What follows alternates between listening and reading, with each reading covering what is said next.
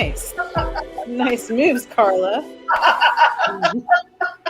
Giving you something new each time. How are you, Karla? I'm doing okay. How are you? A bit overwhelmed by the midterms. I've no idea how it's going to go, but we're going to do a bit of a pre-midterms discussion today. So we'll see for our listeners and viewers whether any of our predictions come true. Our wishes, our dreams, our hopes, our future, all depend on us, Karla. Everyone's depending on us to tell them what's going to happen. Well, Karla, for our listeners, on the screen, I noticed you're not Karla Esquivel. You're Karla at Carlitas. What's going on? Oh, I probably should have left the Esquivel up there, but the at Carlitas is my Twitter handle in case anyone wants to follow me on Twitter, because I could use more followers. I mean, I don't know, since everyone's jumping ship on Twitter, apparently. I probably lost I don't know, maybe 20 followers today because of it. Who knows? But we'll talk more about that. But yeah, talking of followers, how's our kind of our little fandom doing on YouTube? Well, first of all, Karla, before we go there, you should get a Twitter. You should go on Twitter. It's so fun. I mean, I don't know if you want to waste a lot of time, but let me double check. We were up to, I can't remember what we were up to last week, but guess what? We are at 50 followers. Oh my goodness, Karla! We're officially 50. We're officially middle-aged. Really, like our show is. Well, I will be next year. I mean, we hope to be ancient one day. 50! I love it. Yeah. It's respectable. Yeah. I mean, it's we started with 7. Mm-hmm. I know. We know who you are. Our lucky 7. Then we went up to 11. Magnificent. We know who you are too. But yeah, so it's been quite a week. So let's not beat around the bush. Let's get to it, Karla. 1 fish, 2 fish, red fish, blue fish. It's the midterms. And they're tomorrow or they're today. We'll be publishing this on the day of the midterm. So yes, we'll see what happens. Did you get your ballot in? Of course I did. Of course, way before I did. Well, I'm always hounding people to get their ballots in, and I was really into the we have the ranked choice voting on our ballot this year for Seattle. It's a little step, but the whole thing with that is it was very confusing for people because there was the 1A and the 1B, and the way they write these things, I mean, very smart people don't understand it. And I need to tell people you want to go for the 1B, which is the ranked choice voting, which is the one that is really the ranked choice voting that's really going to allow for, underdog candidates and, possible third parties and other people to get into the mix. And that's what we really want for a true democracy. But Karla, I was just listening to a podcast, The Intercept, and they were talking about Kentucky, and they'll be voting on whether to reverse the abortion ban that they have. And they were saying that the wording on their ballots is so confusing because it's construed in a way that if you are for abortion, you have to vote no, but it's worded in a way that you will think you're voting against it. And it seems to be when you bring up the ranked voting, there seems to be a weird kind of ruse, I think, for right. I mean, I would say you would say it's both parties. I mean, I would say it's definitely both parties in this state, especially for something like ranked choice voting. In Kentucky, I would definitely say, since that's a red state, they may have more control of the situation over there as far as what's going on the ballots and what's going out to the people. But here in Washington State, I mean, it is more of a Democratic. I think it's more blue here, obviously, but I do think it's in the interest of both parties to keep ranked choice voting off the ballot for both parties, because I think they want to both keep this two-party system going. Yes, it's so defunct, really. That's what I think. I mean, it's been benefiting those both parties very well for many years. I mean, so if it does, I mean, I have a good feeling that the ranked voting is going to pass in Washington. Well, King County, isn't it? Is it more our county, isn't it? Yeah. Well, yeah, it's just for the city of Seattle, so that is, I think that's only King County, right? I mean, I think not. I mean, King County goes beyond Seattle, but it's city of Seattle thing. Yeah, I mean, that's a start. It's a start. I mean, it's not at state level, and that's only for primaries. But it's one little step. I mean, then maybe next in maybe 4 years we get it to the state level, and maybe eventually it's on a national level. So we just got to keep fighting these little fights. So, what are your thoughts this year on the midterms, Karla? Well, you know me. I don't hate to be all doom and gloom, but I think the writing's on the wall. I mean, I think I've said this for a while, that I think that the House is definitely going to go to the Republicans. Always during these types of midterms, the people in power tend to lose some power. And now I think the Senate is at kind of a 50-50 draw. And I kind of have a bad feeling about that. Mm-hmm. I think that it's very possible that it may swing red. I think for sure the House is going to swing red for sure. What do you think? I'm going to go against you, and I think the Democrats will do it. They will just squeeze past the Republican Party, and the reason is I'm going to side with Michael Moore here, that it all boils down to Roe versus Wade and the right to choose, and I think that was the final straw for everyone. It was.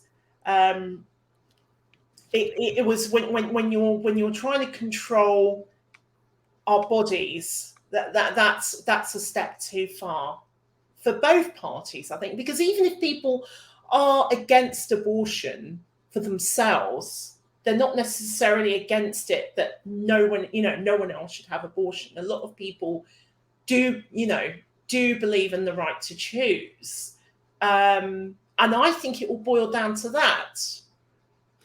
Well, I think that, Karla, you have a good point. Go ahead if you want to finish. No. I'm looking at your face. I want to know what. I think that you have a good point, and I think that was maybe the case when, things were going down earlier. I think, was it in June? And I think that the problem with that is I feel that energy peaked very early, and I think that energy going into voting day has waned a bit, and I feel like there have been more pressing issues on the working class people. The economy is one of them, and I think that I feel like that momentum for Rovember for Roe v. Wade, that I feel like that's kind of gone, and I feel like people are seeing their pocketbooks not have money in it. I think they're seeing their grocery bills go up, gas prices go up. They're having a hard time feeding their family, and I feel like the Democrats have banked on Roe v. Wade. They put 90% of their fundraising into campaigning on abortion, and also on the threat to democracy, which is like the January 6th thing. And they have not had any kind of messaging towards the economy whatsoever. And that is the number one thing. If you poll anybody, they're saying, I mean, most like working class people, they're saying the number one thing on their mind right now is the economy. So I feel like, especially with independent voters, you may get the Democrats may go that way, but the independent voters may be deciding what's going to happen. And I think those people are actually really saying that it's the economy, and they're least concerned about that. So that's why I think that it may sway red. That you have a very good point, and no one's really talked. The Democrats haven't talked a lot about that, about saving the economy, or I mean, the war in Ukraine is a great distraction. Elon's a great distraction. Kanye's a great distraction. Kanye's a great distraction. I mean, Yeah, Trump's a great yeah. distraction. I mean, it's Yeah. I mean, it's all a great distraction, but yeah, I mean, you know, I mean, there was that little piece by Joy Reid on MSNBC where she was completely out of touch with with actual like people, and it was a little clip. We try to play it, but we can't figure our technology out. But she basically says, that the only the people who can talk about inflation are economists and journalists, and like the Republicans just taught the dumb Republican voters what inflation was and to use that word. And it's like, actually, I think that people all over the world, I mean in this country, they know what inflation is. If they're poor, they know what inflation is. I mean, the elite people like Joy Reid may not know what inflation is. She may know the word, but it's not affecting her. But it's definitely affecting like the working class people on both sides, like Republicans and Democrats and independents. Mm-hmm. Yes. So I don't know. I mean, I have a bad, I hate to be, but I could be wrong. But Carly, you have a good point, because I remember, I mean, to go back to Michael Moore and Flint, Michigan, when they still have the water crisis there with the lead in the lead that was in the drinking water, and it's ruined so many lives, and people have cancer, and kids have brain damage, and it still hasn't been fixed. Yeah, and there's a lot of anger in Flint, Michigan, to the Democratic Party. Yeah, I mean, you saw when Obama fake drank the water there, and I think that was in the Michael Moore movie, right? Yes, yeah. Yeah, it's outrageous, and yet we're sending again, a lot of money, $60 billion of money to Ukraine. There was actually a commercial that was played during the World Series. I think it was put on by Republicans, and it basically was calling out the Biden administration for, just sending all this crazy billions of dollars to Ukraine and not taking care of the people here. And I mean, that's like one case is like, we can't give Flint clean water. We need to take care of our, I understand we need to help Ukraine. I understand that. But I think that people are starting to realize that we're hurting. And I mean, not only Flint's hurting, but I think that everyday people are starting to hurt. Yeah. So, I mean, groceries are going up. I mean, I went to Costco today, and I mean, you kind of see it when you go to like the regular grocery store. You're like, oh, that's up a few dollars. But when you go to Costco and you're like, wow, like the Kerrygold butter used to be like $8 and now it's $14. Yes, yeah. I was like, whoa. I mean, you really see it when you're buying in bulk, I guess. So it's going to be, it's going to be interesting tomorrow. I was listening. I mean, Michael Moore was right about Trump. We'll give him that, but I'm not sure if I don't know if Michael Moore is right about this one. I mean, maybe he has his reasons. He says that the polls can be wrong. I just don't know, Carla. Well, I mean, I was listening to the BBC today, and they had a reporter that was going door to door, and I think it was Pennsylvania. And it is amazing how there are so many people, especially working class America, that are so staunch in their support of a party. So if they're Republicans, they're die hard.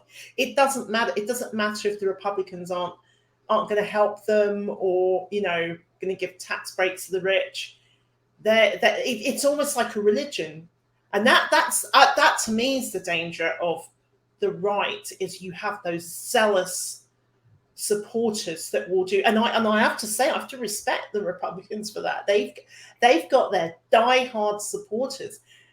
We don't have that on the Democratic side at all. You don't think so? I think it's so split right now, and I think. Well, I mean, and why? And you got to ask, like, I mean, why is it split?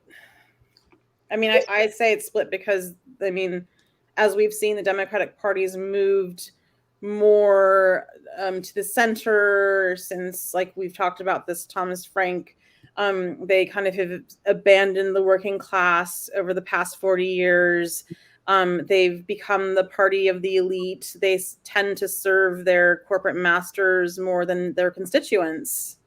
Absolutely. And I think that that's part of, I mean, right now we're seeing that they're losing majorly big time Hispanic voters, Black men. I mean, I think that they still have a lot of the Black women voters, but Black men are abandoning, jumping ship because they feel like they failed them. They're failing them.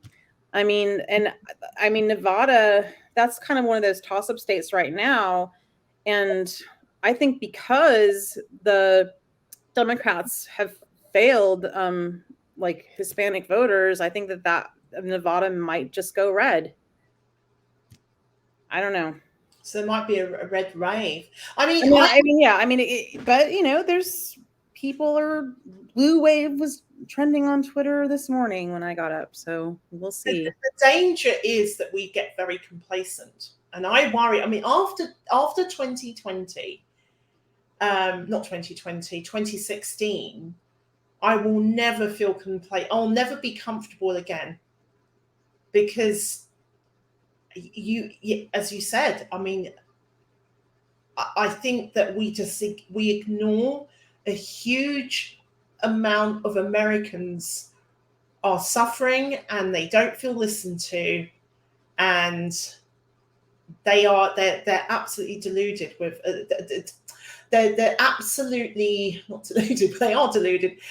They're disappointed with the Democratic Party. I mean, Kentucky has always been mostly, Kentucky's was a Democratic state, and then it turned Republican, didn't it? You know, in history it was.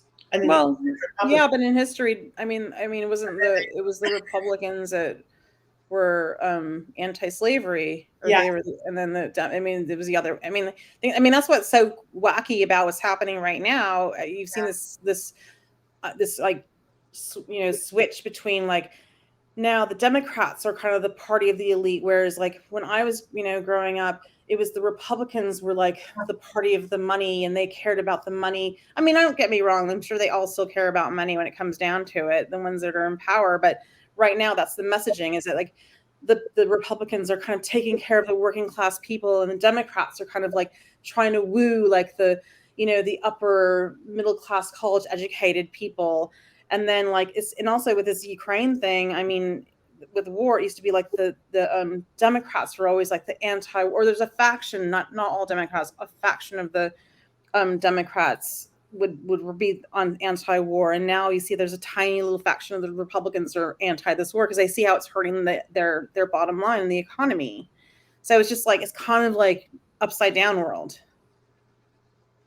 And I think it all goes back to Bernie, which is very similar. You know, this happened in the UK with Corbyn.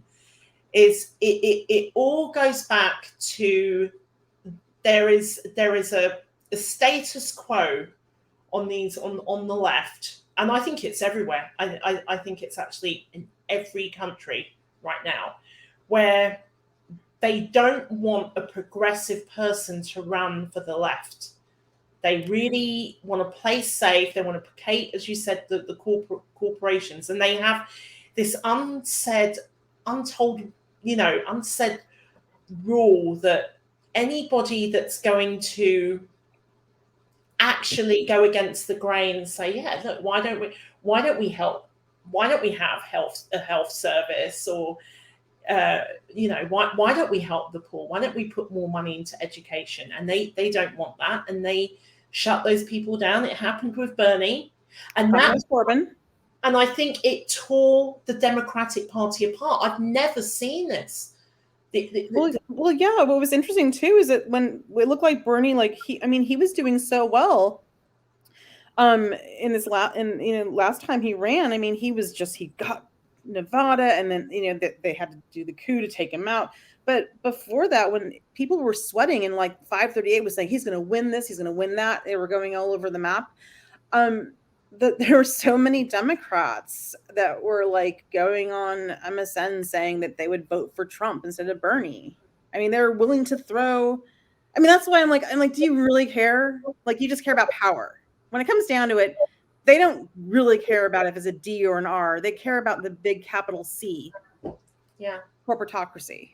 And so I'm just like, when I heard them say that they were going to vote, they'd rather vote for Trump than Bernie. I'm like, well, okay, you don't care about democracy. You care about keeping the power system going. But it's made the Democratic Party weaker. It has, absolutely. And that's why they're going to lose. Exactly. Yes. And it's something that needs to be addressed within the Democratic Party. There is. And after 2016, there should have been an autopsy about what happened and what went wrong, and like what like maybe like Hillary should have campaigned in Michigan and Pennsylvania, and maybe she should have been like, instead of calling people deplorable, she should have been like actually reaching out to the working class and like trying to create some unions and peace and not divisiveness. But instead they just were like, did the whole Russiagate thing and blamed Russia and it was just, they took no responsibility. They did no autopsy. They did no self-reflection, nothing. And they never will. I mean, maybe it's going to, I mean, if they keep losing, I mean, or they just, maybe it's just they just like the R's and the D's just like bounce the ball back and forth to each other. And just as long as they can keep like, And you're right. It was definitely, when Hillary lost, it was a teachable moment for the Democratic Party to look at themselves and saying, we're not working. What we're doing isn't working. Our messaging isn't working. Like, and even right now, they could have won this. They could be winning this, but they've chose not to. They've chose to do nothing. They've done like the bare minimums. They've given like the people the scraps. I mean, this whole like student loan repayment thing may not even go through because, I mean, like they don't have enough gumption to stand up for it. I mean, they just nothing. They could have just, I don't know. They could have given more. I don't know. I just feel like they've done very little. And now they're just campaigning on two issues.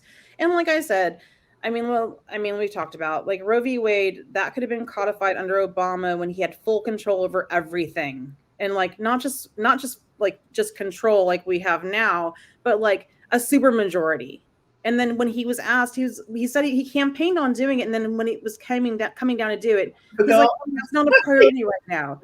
That could have been a priority. Like, but I feel like they like to dangle these things over our heads so that we can vote for them. And it's like, now it's blown up in their faces, our faces. And now like everyone's like, I mean, yeah, democracy is at stake because like they blew it up. I mean, we like losing our rights now because of them. Well, the Republicans were well, yeah. I mean, but we could have fought better, and we didn't. We could have codified that stuff when we had the chance, and we didn't, because I think that they chose to. I think that they wanted to have the carrot to hold it over the voters' heads instead of just doing the right thing. I mean, I could be like wrong, but that's just my theory. And now I think it's blowing up in their faces, and ultimately, it's going to hurt. It's going to hurt people and women. Yeah. But I mean, you know me. I think both parties are terrible. I know. I want to have some hope for the. I know. I mean, and I last time I saw that. I mean, I'm just calling it as it is. I think, 2020. I saw there was a lot of. Also, this is the other thing. A lot of the suburban white women voters that came out for Biden in 2020. Are now disappointed, and they're starting to swing. They're going to swing back to the right because they're unhappy with how the country's going. The polls all say if you know, how do you think the direction of the country is going? Like it's like 70%, 72% of American people, Democrats, I think, say it's going in the wrong direction. So you think using that rationale, then people are going to vote for the Marjorie Taylor Greens? I'm just saying that they might. I mean, I'm just saying that people are like, they've had, and also like some of these people have been in power for so long, and they're like, okay, you've been our senator for 30 something years, and what's changed? I mean, it's like, I mean, there should be term limits on these people. No one should be like ruling. It's like a freaking I mean, it's like some kind of monarchy. It's crazy. They're ruling for their entire lifetime. I think that the danger of what we're experiencing right now is because the USA is on its knees, and it's coming to it's having its existential crisis right now. The economy's tanking. We have this war that's affecting everything. I mean, it's the economy's gone down in Europe. We have the pandemic, so that's affected our trade, and I think that desperation leads people to to vote in a really, really awful, punitive ways. Well, and also, Carla, during the pandemic, that was like we saw the greatest transfer of wealth to the 1%. I mean, the amount of money that billionaires pocketed during that time is like insane. Like it's crazy.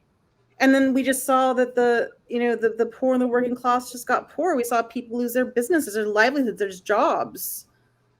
I mean, it's like the income inequality, just that gap got way bigger, and that's why people are unhappy.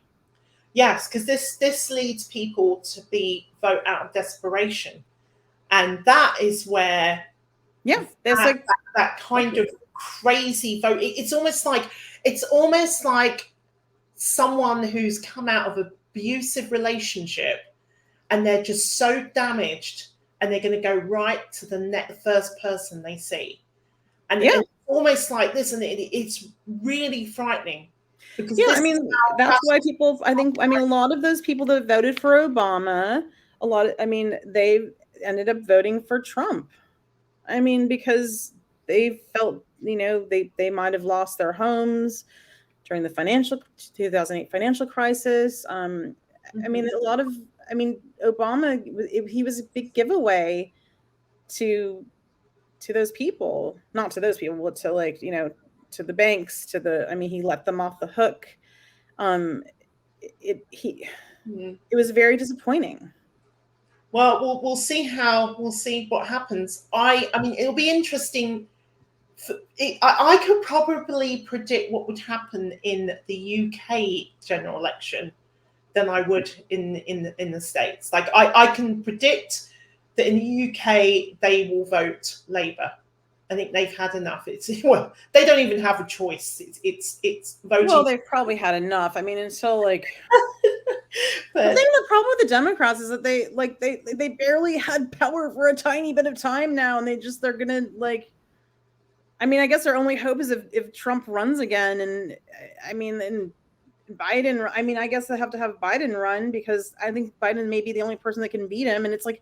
And also, no one wants that either. I don't think anyone wants to see a Trump-Biden rematch. Like, I don't think anyone wants to see that. Yeah. I mean, no. I agree. But so that's why ranked choice voting is the best thing. And everyone, if it's ever on anyone's ballot, you should vote for that, so that we can try to eliminate this two-party system thing that's just killing people. Yes. And I just want young people to vote. More young people need to vote in this election. Yeah. Well, I mean, young people can't buy a house. Young people, the economy right now is hurting young people the most. I mean, they're seeing it. They're like, wait a minute, like where's the hope? Where's there's nothing offered to them. Yeah. I mean, the young people, especially Gen Z, is getting screwed big time. I mean, millennials already. I mean, but yeah, Gen Z is just like, I think it's, for me, it's out of the frying pan and into the fire. If we vote Republican, if we vote right, it will be way worse. And it's bad now, but I mean, I don't know. I don't want to be, I want to be as, for our listeners, be as open-minded. And for example, I'm extremely left. But if there was a Republican candidate that spoke on the issues that I liked, now I'm not standing for Republicans, but if I was like, okay, they're going to support clean energy, they're going to support education, and there's more welfare, for the poor. Yeah, maybe I would probably get on board. No, it's hard for me to say, but yeah. I mean, I think like basically we have to stop this divisiveness, and yeah, I mean, especially like I think that the powers that be want us divided. They don't want us. And I mean, it just works out better for the people on the top. And then I feel like the politicians are the pawns that they kind of use to like create like this division and animosity between people. Like yeah. like I mean, I want to be able to talk to someone who's a Republican and not just, freak out. I mean, we may not agree with everything, but I mean, it used to be, like I said, like, when I was growing up, one parent would be a Democrat, the wife would be, I mean, a Republican, the dad would be whatever. It was, they Yeah. got along, neighbors got along. Like, but now it's like, that's a Republican. It's like you can't even talk to your neighbor anymore. Do you think that's social media, or because it had already, I think since Reagan, where you started seeing that split, where you Yeah, but I think it wasn't like, I mean, now it's just like, it is, yeah, it's probably social media. It's probably just like social media feeding that division more, of just making the other person the enemy. Each like side thinks the other side's the enemy, and it just grows and grows. I think it was, no, I think it reached its peak with George W. Bush. Because I remember that. I remember But when. now all the Democrats love George W. Bush. I They're know. like taking selfies with him. Oh, Like, I thought he was like the worst, like dumbest president ever if I remember, I'm old enough to remember that. And now they're like taking selfies with him, and Ellen DeGeneres is hanging out with him at the baseball game, and it's like, I don't even want to. War criminal. You're making He's a war criminal. You're making me feel sick. It's so bad. Yeah. I know. It's like it's just done with both parties. Yeah. Anyway. I think it happens. We'll see. We're gonna report back on Wednesday or Thursday, because we're gonna go out on the streets and ask the people of the Columbia City, like, what they're thinking about this election. Collective. Yeah.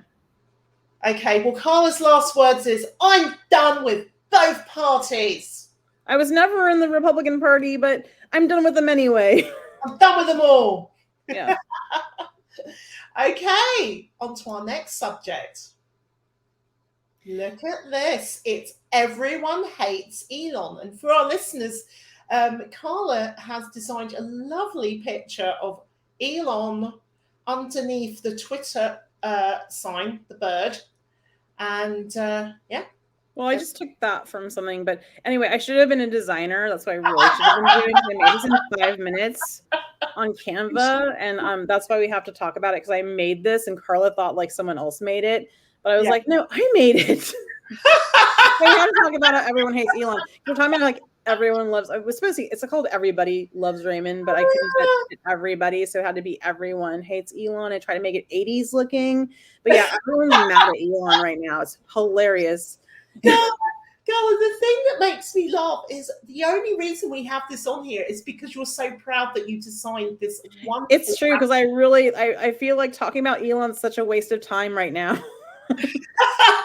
well, while we're on the subject, what is going on? He's fired everyone, and now isn't all his ex-staff counter-suing? Yeah, I think he like actually asked some staff to come back because like he's like, oh shit, like I don't know it's like how to run this thing. Like I just shouldn't have fired that many people. And then he like wanted to make it a free space, and then he like then all these like blue check, then he wanted to charge people like $8 to be a blue check, and then people who are blue checks got mad about that because like they like having a blue check status, they want to pay for it, but he also didn't want to like, I think, have to rely on advertisers, which seems fair. Because that's, if you have advertisers, then you have to appease the advertisers. And so I think he's just like trying to figure this out. And he also, like I said, bought this for $44 billion and it was worth $22 billion. So he's already like, I don't know. And then he tried to get out of the deal and they wouldn't get him out of the deal. So he's like, I don't know. It's a total freaking train wreck of a situation. And then everyone hates him. Like all like the liberals hate him. They think he's going to like create hate speech, and I don't know if that's what he's doing. I think he's just like you said, a nutter. And I think he may run into the ground. Maybe he'll figure it out. I don't know. But right now, I guess like after he did the $8 blue check thing, he hasn't done it yet, but people got all mad, and all these people started, like Kathy Griffin and Sarah Silverman changed their identity to Elon on Twitter. And then he got mad because he said that was impersonating, like you're not supposed to like impersonate something without parody. And then that was before he said like, now we can have humor on Twitter. So it's kind of hypocritical that he got mad about that. But also like, I can see how if you have the blue check, you're verified. So you should be saying who you say you are and not pretending to be someone else. So it's just it's a mess. And it's a mess. I like Twitter. I think it's fun. I get lots of information on Twitter. I'm not going to leave Twitter and go to Canada like half the people are, but I don't know. We'll see. What do you think? No, I just love the whole saga. It's a saga. I mean, it's like tomorrow, what will happen? He didn't want to ban people from Twitter, but now he wants to ban everyone that's impersonating him. Yeah, I know. It's like, I know, he's like a little child. I guess he has Asperger's. I don't know. Like he's so toys out of the pram, isn't he? I mean, it's comedy, and I made a cute little graphic. Oh, I love it. I love it. It is great. It is great. It's so perfect. And it's so I know. And we'll see like tomorrow what happens. Like, and then he's just funny because he just like tweets, like responds to people. Someone will like say something to him and he just randomly responds to people. Like, I don't know, like he doesn't really act like he's like what does he call himself? Chief Twitch or Chief Tweet? I can't remember. It's like he's got the dad jokes, the dad bod, and the dad dancing. Oh my God, you're so right. He should stick to that. He's an embarrassing dad. Yeah. I mean, I will say also, apparently, Facebook is also, or Meta is also laying off a bunch of people too. So yes. I think like 15,000 people out of Meta. So they're basically Microsoft, I think too. So they're automating, or basically bots are going to do all the work. Then on Meta, I mean, I think that with Meta, the problem is that I think Zuckerberg was really counting on the whole like metaverse to happen, and people are like, yeah, no. And people are getting raped in the metaverse. Oh my God, I didn't hear about that. It just sounded really stupid to me. I was like, there's no way I would want to go into that situation. But it's just, I mean, I don't understand. How did this happen? How do you have like an avatar and you go in a world and no one can touch you, but something odd happened? Weird. It's all bizarre. It's all bizarre, and I shouldn't laugh about it. It's not funny, but not in the metaverse. It's shit. The metaverse is not a nice place. No, talking about nobody's going in it anymore, didn't they? It was no. I think that's part of why that I think he was banking on that, or he didn't put a lot of resources into that. I'm guessing. I haven't read a lot about it because I really don't care about these things that much. But I did make a cute graphic, so yeah. No, I shouldn't laugh about them being sexually assaulted in the metaverse. That's really bad. I I just don't understand how that happened. I understand. It's hard for me to understand that too. You know, I don't understand, but and hopefully you don't get canceled for that. Yeah. For thinking that, because that could happen too. Yes. In the metaverse and in on the internet. Yes, yes. So on to the next subject. Kiss and make up. And there's a picture of Putin and Zelensky. They look like a couple that have just gone to the divorce court. I know, but they kind of just are like, oh, did I do the right thing? I don't know. They were married at one point, and it's gone really bad. War of the Roses, isn't it? It's yeah. So peace talks. I mean, that's what's been in the news recently. There seems to be some talk that the US are on board for trying to persuade Zelensky to.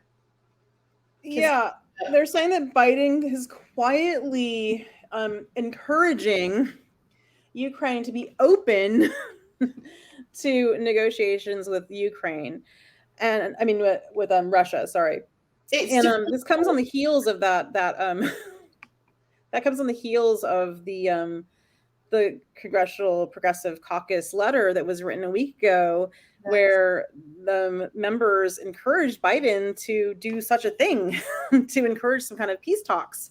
And then when they wrote that letter, they got shut down and shamed, and within 24 hours retracted the entire thing and had to I don't know, plead, do the Hail Mary, whatever they had to do. Repent. So it's interesting. This seems like this could be some hope. I mean, I'm hopeful that this isn't just some kind of a ploy, or what do you think? Well, I think everyone's talking about even like Europe, Western Europe. It's fed up with this war, and like, come on, we've got to do something. It's not fun anymore. Mummy and Daddy have been fighting, and we want them to get back together again. And we may not have energy. Like they may not be able to heat houses and stuff. And there's the natural energy crisis that is happening now. I have heard that Italy is kind of putting a little bit, they're limiting the weapons they're going to send to Ukraine. Israel's refusing to send any more weapons, or sending any weapons to Ukraine. The Swiss are saying they're not going to allow any of their weapons that are in Germany to go to Ukraine anymore. So I think that there's also there's a lot of protests from the global south who's being really affected by this war because of the grains. I mean, they're seeing India, Iran, these countries are being affected by this. So I think that they're starting to see there could be dissent, or there could be faction, there fractions on in these different countries that aren't going to be 100% for this war till the very bitter end, because we don't know how this is going to end. I think what Zelensky has been saying is he was not going to seek any peace until Putin's gone. And I think that, that may or may not happen. I mean, Putin could die or something. I don't know, but rumor, isn't it, that he's terminally ill? There is that rumor. Yeah. I don't know if that's true or not, but also it's not realistic. And the only reason why I think Ukraine is in the position that they're in right now is because the United States has given so much military aid. Military aid that has now gone missing. They can't account for all the weapons that they've been sending. They're mysteriously disappearing. That sounds like Afghanistan. Yes. I mean, that would happen at Afghanistan at some point, Yeah. Yes. Yeah. So, I mean, also, I think, my personal opinion also could be that Biden may see the writing on the wall. They may see that the GOP is going to take over the House, and very shortly here, and that there is apparently like in I think 46% of Republicans are now against sending any more aid to Ukraine, and that is up from 6% in March. So in the beginning, 6% of Republicans were against it, and now it's 46% of Republicans. So I think, and we don't even know. I mean, there could be people on the left who are against it too. But I think I think also McCarthy has said that if he's going to be the House leader, if he does take over, he said that there will be no more blank checks. He didn't say that he's going to not send any more aid to Ukraine, but this kind of unlimited amount of money that's going to Ukraine from the United States and not helping out people over here is, I think, starting to maybe raise some eyebrows. Well, and I think America's history with intervening in skirmishes around the world has not gone well for them. No, you called that.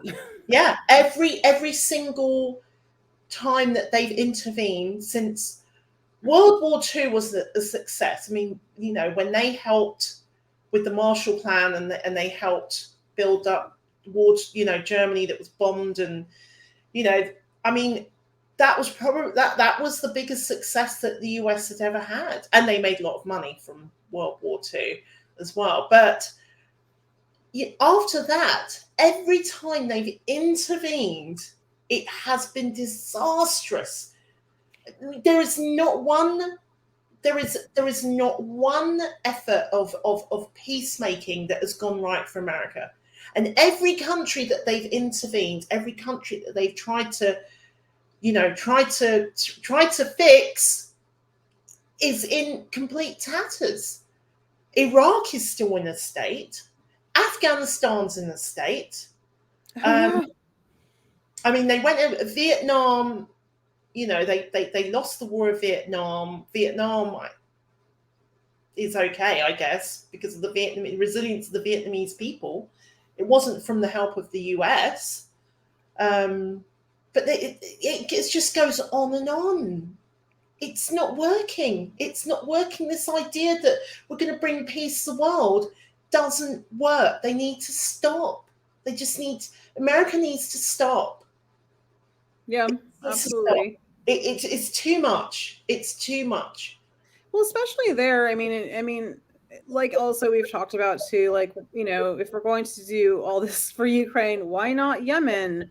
Why not Palestine? Why not why is this such a big thing? Like why not spread the love if we're so interested in creating democracy all over the world? Why this? And I mean, you know, I've got like my reasons, so I think that, but it just seems hypocritical not to be, you know, or we go and just, you know, what we're doing in Haiti right now. Like we can, I don't know. It just seems unfair.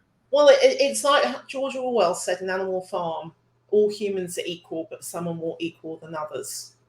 And this just goes to show. And our friend Brianna Joy Gray, you know, talked about you know, the Ukraine war, and she was against it, and she got absolutely slaughtered, hasn't she? Oh yeah, it's a lot of like, I think it's a lot of NAFO bots, which is this like paid troll farm out of Poland. I think it's like has some kind of like Nazi roots. I think they're tied, and they're just supposed to like be like anything that's anti like Ukraine war, like they just go after people.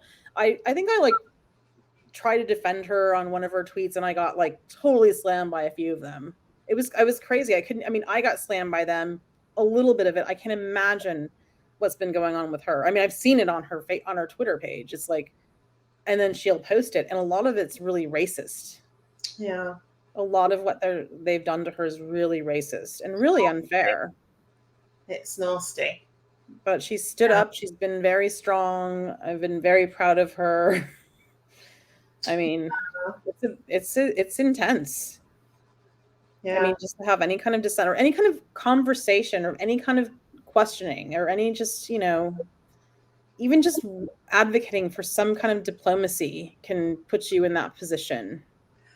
Well, I will say that listen, today I was listening to an account of a family in the Ukraine, and there was this little boy, and he was living with his grandma, and he and his sister they got hurt by shells. I think they were in Mariupol, and it really brought home just how this is like we're really lucky we're not in the middle of this war zone, and these kids that just innocent kids are just this kid got hurt, like he got wounded in the head, but he was okay, and then his granddad died, and he's like, oh, maybe granddad in heaven will help us. It was really heartbreaking. I mean, I had a good cry this morning listening to it, because I just, it's just wrong. And that's been going, a lot of it on the other side going on in the Donbass region too. Yeah. There's been that, happening that no one talks about. Also, did you hear too today that they are expecting Kiev to completely lose power, and they might want to evacuate like 3 million people out of Kiev because they're going to lose power because Russia's bombing their power structures. Well, interesting. And where are they going to go? Well, interesting enough, some of the Ukrainians have been going over to Russia. Yeah. So it's a very complex issue, and it's as one political pundit said, and the name escapes me. She was just on Chris Hedges' podcast, but she was saying, this is very similar to. She said, just imagine Alaska, and the Canadians were like, oh yeah, we're just we're going to take Alaska, it's ours, or and then imagine how the US would feel like, they'd be feeling ganged up on. They're like, no, this is ours. I don't know. It's a very complex issue. Yeah, it is. It's and the thing too, we can go into this more in a different podcast, but there is a lot of what is relayed on the mainstream media. They don't mention the whole story. And it's a very complex story, but no one mentions the entire story. So then if you go against the grain, or you kind of try to say there should be some peace talks, then you get labeled a Putin apologist and get like Brianna. So there's that. But we can go into that. We're going to go into the history of that on the next podcast, because we've been doing our homework. Yes. And we think we got it all. We've got it all. Set going on. Okay. Well, last but not least, brunch with the boaster. Yeah. So, how's your dating life been? Oh my goodness. It made me cough when you just said, my dating life is extremely non-existent, Carla. I'm thinking of dabbling. Maybe I should get back into it. You should, because we need some. He can't depend on me all the time. I've been in complete hiding. I've been just in hiding for the past, I don't know, week. I'm just worried because there's a lot of active serial killers in Seattle, and the odds of me finding one is very, very high, Carla. Well, if you join, me too. So if you join me, you can cut my chances in half, right? So if you start dating, that, because I think we kind of attract the same guys. So if you date, then we have an equal chance of survival. That's how I look at it. Oh dear. Oh well. I must say the Karlas went out last week to have brunch with our dear friend Bo and his friend Jeffro, And Bo owns the local watering hole Lottie's, which is a very popular place in town. It's a great place to go to. If you're ever in Seattle, I suggest you go there. And he every week he invites a friend of his to brunch. He cooks an amazing spread, and then he takes a picture and he advertises it on social media. And we were very honoured to be invited. But we were the third. We were the third. I know. We were the third. We weren't the first. We were the third. That's pretty good. We do have an interview with Bo coming up, and we having technical difficulties with it, but it's fine. We'll figure it out. It's coming up, and we talk about our basically the rising crime in Seattle, particularly our neighborhood, and how the business owners have been affected. So it's a good interview. It's a good interview, and the Boaster is definitely great. He's got that star quality, hasn't he? He does. And can I mention though? I mean, speaking about dating, so Jethro, that's Bo's best friend from since they were like little kids.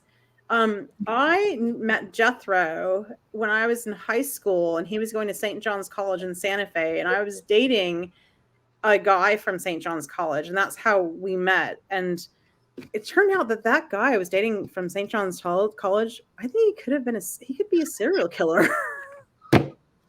And Jethro thinks, in all seriousness, huh?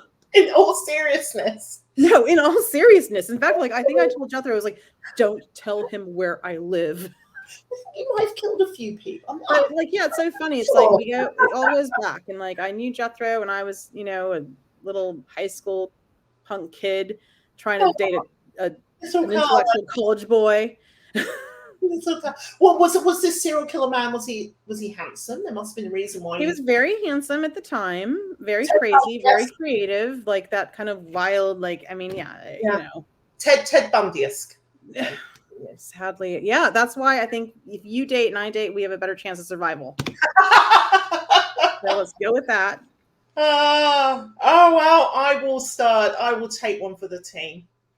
Please. I'll take one for the team. Can't leave me out there on my own, Carla. Dating is so much work. It's like looking for a job. It's like going on a job interview. I know. Like, I'm just like, I don't have the to go through all the resumes, and then you're like, okay, I think I like this one, and then it's a lot. I'm exhausted just thinking about it. One of my friends, she just met a good guy after going on 80 dates. And she said, well, yeah, you should do it, Carl. And I'm like, 80 dates? 80 or 18? 80. 80. Carla, 80. Oh my God. Okay, I thought 18. I was like, I could maybe do 18. I've probably done 18, so I might be close. 80 dates is too much. 80 dates is exhausting. Around the world in 80 days, around Tinder in 80 days. Bloody hell. That's a lot. That's a good title, though, for a movie. Around the world in 80 dates. I like it. Well, we could star in that. Well, Carla, let's hope that things go well in the midterms. And if it doesn't, it will be a very good lesson for the Dems. So we'll see. We'll see if it's a lesson for them. Should we place or they'll just fundraise harder? Should we place bets? If the Dems lose the midterms, I will buy you. I'll buy you a drink at Lottie's. Your favorite drink? Yeah, and if the okay, well, I mean, yeah, okay. So, but what if it's because we're like it's going to be the House and the Senate? You want to bet everything? Yeah. Okay. And well, what if the Dems get the Senate and the Republicans get the House? Oh, do I get half a drink? Yeah. Okay, I'm good with that. All right. Well, thank you ever so much, Carla. It's always a pleasure. And everyone, vote Please use your voice. It's important. Right on. Okay. Let's Get that music going. Okay. A little late, but